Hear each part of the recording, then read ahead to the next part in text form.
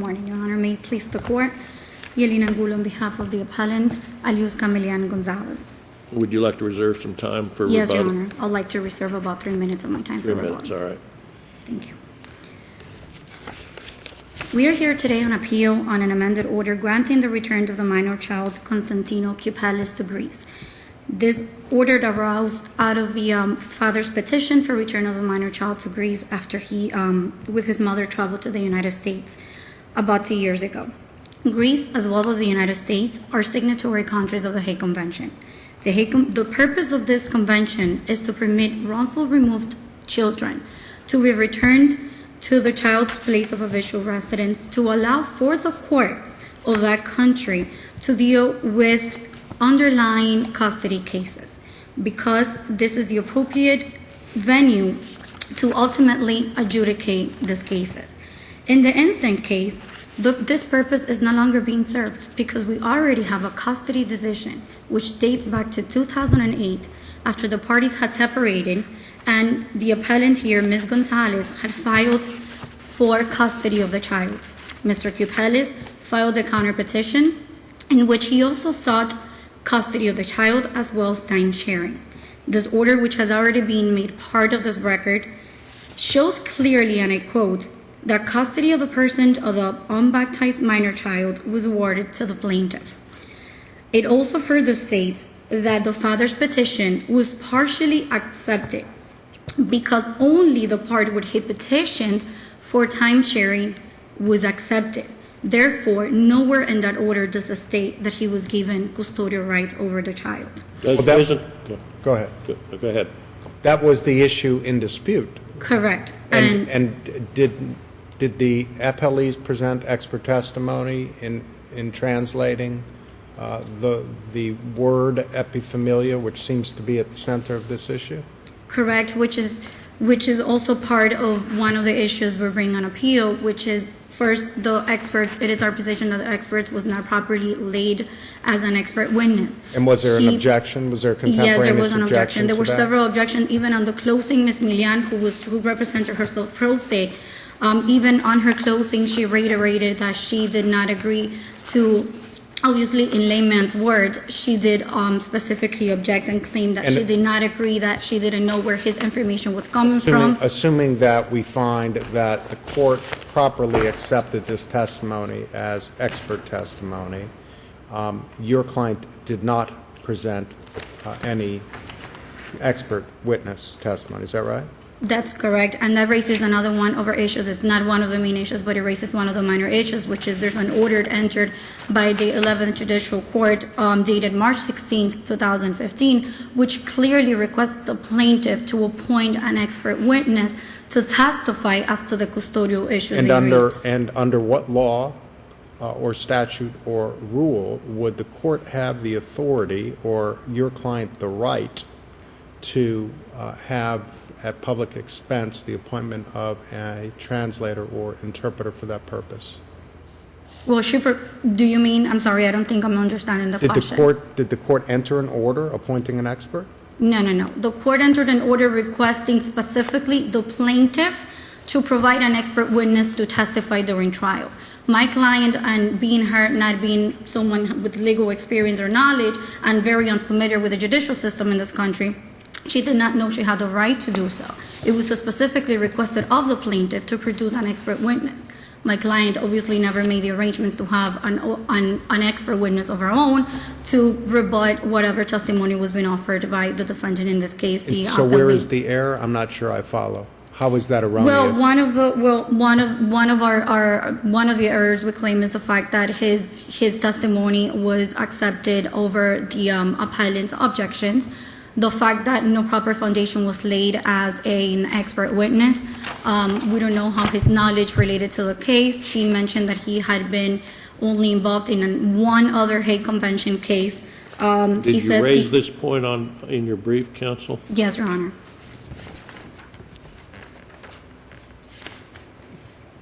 I don't see it, but all right. I don't either. I could locate that for you, or good on That's all right. We'll maybe in your rebuttal, when you have a moment, you can find it in the briefing. Will do. Your Honor, also to further, I think the main issue in front of this court is whether there was a custody decision made already by Greece. I understand that these courts are not concerned with making those decisions, but they are asked under the Hague Convention to respect if such decision and abide by such decision if one has been made in the country of habitual residence of the child, and that's our argument today. To further confirm that such decision has been made, we have the father who filed in 2013, and even prior to the mother leaving Greece, he filed a petition to modify and challenge that custody determination from 2013, where he, with his own words, and he signed this petition, and I quote, "The opponent certainly has custody of the child according to the court decision of the single judge instance Court of Rhodes." And it continues to say, "Her actions, however, she proved not only that she did not respect the provisions of the aforementioned judgment, which regulated my communication with a child, but also that she was not the most appropriate of the two of us to receive the custody of the minor, and therefore the aforementioned decision must be revoked." Why would someone file and petition a court to change a decision, a prior decision of custody, if he had already been granted custodial rights over the child? This was filed in 2013 and was still pending before the Court of Greece, the Court of Rhodes, when my client, the appellant, left with the child. She got the child's passport. She traveled through 3 to 4 countries where she only showed this custodial Did the order. father have, or did the father have, when the mother left, did the father have visitation rights? Yes, he had time, what is equivalent to time Isn't that sharing. alone sufficient under the Hague Convention to require that the child remain in Greece? Well, Your Honor, the Hague Convention, the second prong, which requires that the wrongful removal must be in violation of the petitioner's rights of custody, specifically says that this right of custody includes the rights relating to the care of the person of the child, in particular, the right to determine the child's place of residence. It does make a distinction on someone that has primary custodial rights is the one that makes the decisions regarding the health of the child, the residency of the child, which is what the Hague Convention looks after to preserve. So she had the right to take them wherever, Mexico or It is our position that she did. Cuba or wherever. It is our United position that she States, did, Your Honor. And the It is our father, in this case, has to, if he wants visitation, go to wherever the kid is, right? It is our position that it is, Your Honor. And in fact, the distinguishing facts with other cases under the Hague Convention, such as Sanchez and Abbott, is that in this particular cases, there were no custody determinations by the country.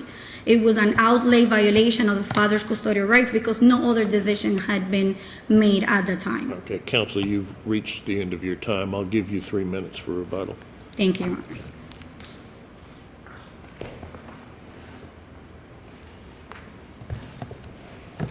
Good morning, may it please the court. My name is Laura Arcaro with Arcaro Law Group. I represent the appellee in this case. We're asking that this court affirm the trial court's order directing the return of this child to Greece to reunite him with his family there, granting the appellee contact with the child that he has not been able to have in nearly 2 years, and further awarding fees pursuant to ICARA and the Hague Convention. This case is ultimately about the appellant's failure to accept personal responsibility for her own conduct. And when you examine the merits of the argument before you on appeal today, there is not a shred of evidence in the record or in the transcript of this trial to support the arguments that are being made. The appellant conducted her own trial strategy, chose her own trial strategy, and decided not to call any witnesses, not one witness in this case.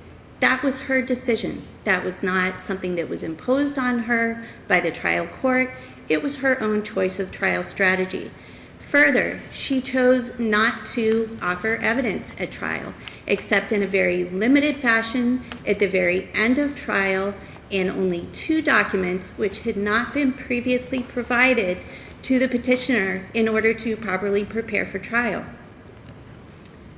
She has made frivolous legal arguments that are wholly unsupported in this case by the facts and the record. For example, I would direct the court's attention to the motion for emergency stay pending appeal. That motion for emergency stay states in paragraph 1 that the trial court held a 30-minute hearing after which the trial court ordered the child to return. The record is quite clear, Your Honors, that the trial court held a day-and-a-half trial, at which time the appellant was permitted to call any witnesses that she had properly identified and introduce evidence. She was permitted to cross-examine the witnesses. She was permitted to offer her own expert testimony, and she simply chose not to. At the case management hearing in this case, the appellant was previously ordered to bring the child's passport to court for safekeeping. She did not do so, which caused the trial judge to enter another order, a written order, for her to bring the passport and to comply with the further orders of the court. Example number 3, the court ordered pretrial discovery to be due on March 13th, 11 days prior to the trial. Both sides were to exchange witness and exhibit lists, and the petitioner, in that case, the appellee, fully complied, filed a witness and exhibit list, and sent the exhibits to the appellant. The appellant didn't actually file a witness and exhibit list until the very day of trial. In example 4, the court asked the appellant, straightforward on page 23 of the transcript in this case, whether she planned to call any witnesses. This was after the court's evaluation of the appellee's motion to strike the appellant's witness and exhibit list. And the appellant said, no, she didn't plan to call any witnesses. The court confirmed that answer, as you would see on page 24 of the transcript, and again on pages 55 and 56 of the transcript. The court further offered the appellant multiple opportunities to introduce admissible evidence, and she simply chose not to do so. As a result, the trial court properly exercised its jurisdiction in looking to the law of Greece and the custodial law and considering the testimony of an expert witness who's practiced extensively in Greek family law in Greece, who had reviewed the trial court's orders in Greece, to determine that the removal of this child was wrongful. Unfortunately, the appellant in this case is relying on the English translation of Greek court documents, where the Greek word epimelia, which Your Honor referred to, has a very different meaning than the roughly translated word custody. It does not mean custody in the sense that the appellant would like to give it. It does not mean the right to change the child's residence, the right to move him anywhere in the world and declare him a citizen of anywhere else, in violation of the appellee's rights to make those decisions as well, and to seize child. That's what your expert said, right? Yes, Your Honor, and it was unrebutted. The problem simply is that the appellant did not like that explanation. She did not agree with that explanation as a lay person. However, the trial court accepted the expert witness as an expert. He explained that difference in the Greek language, pointed out the provisions in the Greek civil code that made it quite clear that there are two different aspects to custody, much as we have in Florida, akin to shared parental responsibility and time sharing with children. In this case, that Greek court order, the original custody order, if you will, granted both parents the right to make those major decisions for their son and granted the appellee time sharing with the child as well. So it's a two-pronged analysis of custody, much as we have here in Florida. And so in conclusion, you would ask us to do what? We're asking you to affirm that order and to return this child to Greece forthwith. Thank you. Thank you. You have 3 minutes, counsel. Your Honor, just to respond briefly to, again, the custody issue on the expert witness testimony. Even the lower court's own order in footnote 1, which we make reference to in our brief, it says that the order gave respondent major custody rights, allowing her to make major decisions regarding the child, such as health, education, and citizenship decisions. Even the lower court's the lower court recognized and derived this final conclusion from the expert's testimony. Did you you said that you raised this issue in your brief. Your Honor, I couldn't locate it at the moment, and I apologize. It's not in the brief. It's not in the brief, so I In apologize. fact, in your statement of facts, you actually referred to the testimony of the expert witness It might be throughout. why I was confused. Correct. But in that same footnote that you just referenced, the court also found that the expert opined that under Greek law, the custody order was a joint custody order. That's also what the court found. Correct. Correct, Your Honor. In which we're not denying that. It's just that the father only had rights to visitation. It's more like in Florida. We have the distinction between shared or sole custody of the child, and we also have the time sharing. A parent could have time sharing, but not necessarily have custody over the child. And custody belongs to the person who has the right to make the major decisions, which is including health and deciding where the child resides. Also, to respond briefly to opposing counsel's answer brief, which states that the appellant did not choose to enter any evidence. There is several times where she attempts to introduce evidence into the record. She attempted to introduce a police report that she made back in Greece when she resided. That was not allowed to come into evidence. Well, it was objected to, and the court sustained the objection. Correct. Because But I'm it's just rank hearsay. responding. I'm sorry? Because it's rank hearsay. Correct.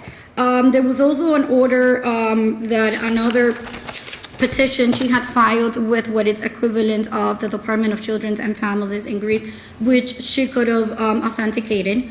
And this was not allowed to be introduced because over the objection that she had failed to produce this document prior to trial date. She informed the court that she had had a really hard time finding someone to translate this document from Greece to English, and she had just obtained it that very morning of the trial. There was a likewise objection from the appellant. Are you saying the judge should have allowed the document that was discovered that morning into the trial proceeding? I think there was sufficient time to allow counsel to have reviewed it, such as my client was requested to review one of the documents she claimed she had never received prior to the trial, and she was informed that she was directed to review it over the break and to be able to provide a response once court resumed. Those are some of the equitable facts that we're bringing up to appeal. Thank you, counsel. Thank you. Thank you both. We'll be in recess.